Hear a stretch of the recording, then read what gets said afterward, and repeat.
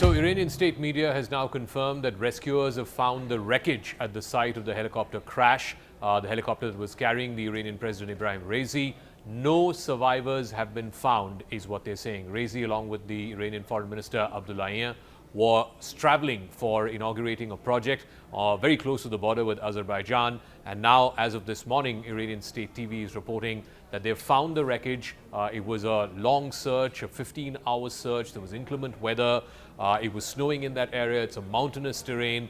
And finally, this morning, as Iranians are waking up this morning, they are waking up to this terrible news that no survivors have been found at the wreckage site. It's been confirmed by the head of the Iranian Red Crescent Society. He has said to state television that finding the location of the helicopter and seeing the scene, there is no sign of any passengers being alive. So Iranian President Ebrahim Raisi, the Foreign Minister Abdullahian, as well as other senior government officials were traveling to this site very close to the border with Azerbaijan for the inauguration of a new dam project there. This, of course, happened very close on the slopes of a very steep mountain peak close to the city of Varzagam. This happened around 1 o'clock in the afternoon on Sunday. But today, Monday morning, Iranians are waking up to this terrible news that their president and the foreign minister of that country has died, has perished in this unfortunate helicopter crash. Now, it comes at a very critical time as far as Iran's internal politics is also concerned, and of course, Iran's external politics with its neighbors, with the United States, etc., are concerned. Remember, the most immediate priority, of course, would be, as per the Iranian constitution, the new president has to be chosen in the next 50 days. There have to be elections. If anything happens to the president, as per the Iranian constitution, the vice president takes over the chair on an interim basis, and within 50 days, an election has to happen to elect the next president. Mr. Raisi, of course, had won that election in 2021. He was considered one of the most hardline right-wing leaders that Iran has seen in the last 20 years.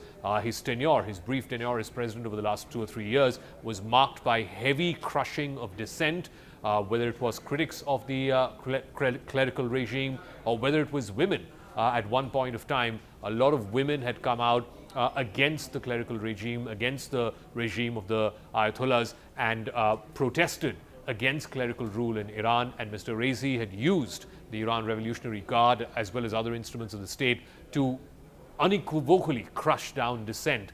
So this comes at a time when there is potential dissent also brewing internally in Iran. Remember, this also comes at a time when there is a succession battle that is likely to take place in the next few months and years ahead for who will be the next supreme leader of Iran. Ayatollah Ali Khamenei has been the head of Iran, the supreme leader for the last many decades, but age is not on his side.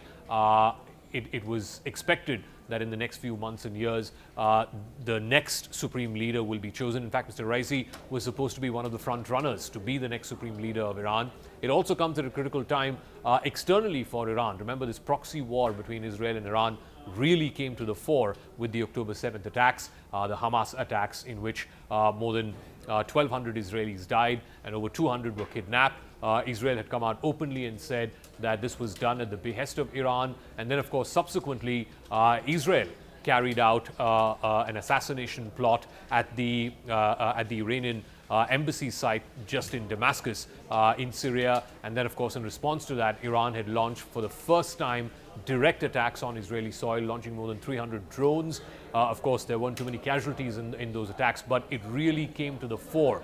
This proxy war that's been going on between Israel and Iran for the last 40 years, it came out into the open after the October 7th attack. So it comes at a very, very critical time. Iran is also negotiating with the United States. There were secret talks that were reportedly happened back in February. And then, of course, there were talks with Qatar as well to try and find some kind of a resolution to this situation in Gaza. So far, there's been no official reaction from the Israeli side. President Biden of the United States had to cancel a vacation, a holiday. He had to come back to the White House to monitor developments. Like I said, it comes at a critical time internally and externally for Iran. So the next few days are going to be very, very crucial as to who the next leader is going to be and how that may shape the future of Iran's relations with its neighbors, particularly with Israel and, of course, the wider Arab world, as it were. It also comes at a time when there is increasing tensions between Saudi Arabia and Iran as well. Again, something that's been there for the last many decades, but this time it's been coming to the fore, not least with the situation in Gaza.